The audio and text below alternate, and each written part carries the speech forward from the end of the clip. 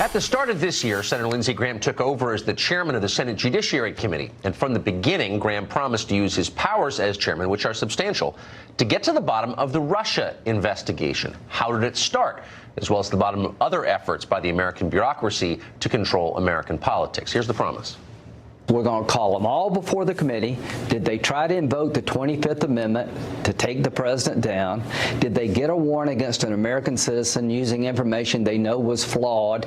Did they taint the Clinton email investigation because they were afraid that if they indicted her, she would lose an election they wanted her to win? You're going to get answers to that the best I can give them to you. So that's a general promise, but Graham got much more specific. He said he would find the truth with a series of actions. He said he'd probe whether or not top DOJ officials plotted a bureaucratic coup to overthrow the elected president. He said he would subpoena Andrew McCabe as well as Rod Rosenstein if necessary. So far, Graham's tenure has been defined by total inaction. He has subpoenaed neither McCabe nor Rosenstein, nor has he launched an investigation. Now his inaction extends to the Ukraine saga as well. State Department official Kurt Volker reportedly has given closed-door testimony that undermines the current impeachment narrative. 2 weeks ago, Graham said that if Democrats didn't release a transcript of Volker's remarks, he would summon Volker before the Senate to testify. We're still waiting for that to happen, too. We've asked Senator Graham repeatedly to come on this show to explain this, among other things. We've never been successful in getting him here. Instead, tonight, we're joined by Senator Rand Paul. He serves with Senator Graham. He represents the Commonwealth of Kentucky. He's got a new book out, a fantastic new book called The Case Against Socialism. Rand Paul joins us tonight. Senator, thanks so much for coming on. Thanks, Tucker. So I don't want to single out, I don't want to be unfair to any particular senator, but I would tell you that I hear a lot from our viewers. What is the answer? How did this start? Lindsey Graham is the committee chairman. He claimed he would get to the bottom of it. Why hasn't he? Well, not just any senator can do this, so I can't call a committee hearing and drag these people in. Senator Graham has the power.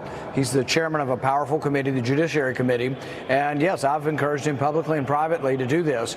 I'd like to see John Brennan come in. I want to see Brennan testify, and I would ask him very pointedly, did you talk to the British intelligence agencies, and did you set up spying by foreign intelligence agencies on the president or the president's campaign? Because I think he did, and I think that's against the law, and I've talked to people who are convinced that these people, while they may be deceitful, they're sort of, so officious that they probably has paperwork they filled out, and those phone calls probably have a record.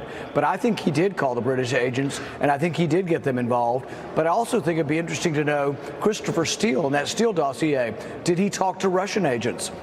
That's been the rumor for over a year now, that he was getting information from Russian agents. So everything the Democrats have accused President Trump of doing, investigating a political rival with a foreign country, right? All of those same questions should be asked of the Democrats. Did they do that to Trump? Well, that's exactly right. And we're being told we have no right to know the answer after 2 years of sitting patiently and listening to this nonsense about Russia.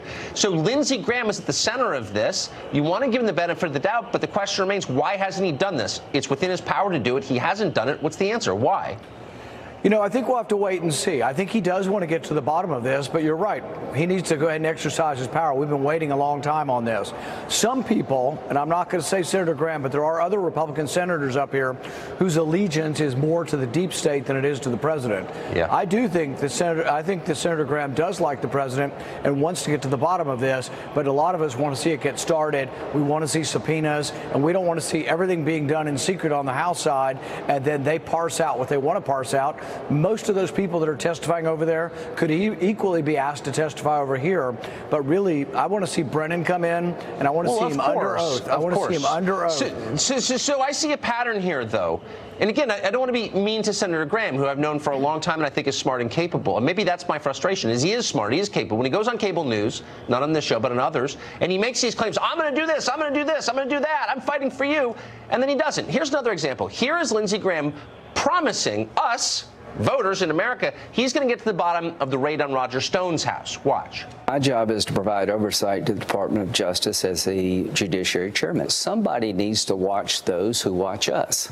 Mueller, do your job, but these tactics are unacceptable given the level of threat here. I'm sending a message to them.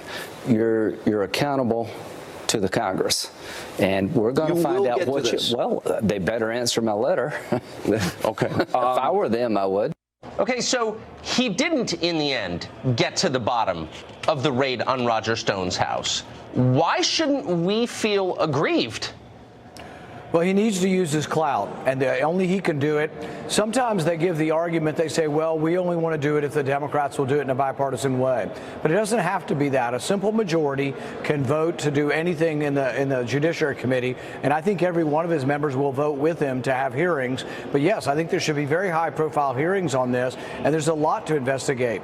How they originally got the FISA warrant, I want to know that, because I don't want anybody else in America to be abused by government the way the president was. Well, of course this could happen to anyone. So I'm wondering if this has something to do with another issue unrelated directly to these issues, which is foreign policy. Senator Graham, as you know, is really probably the most aggressive neocon in the Senate. He has butted heads with the president over this. They're currently arguing about Syria.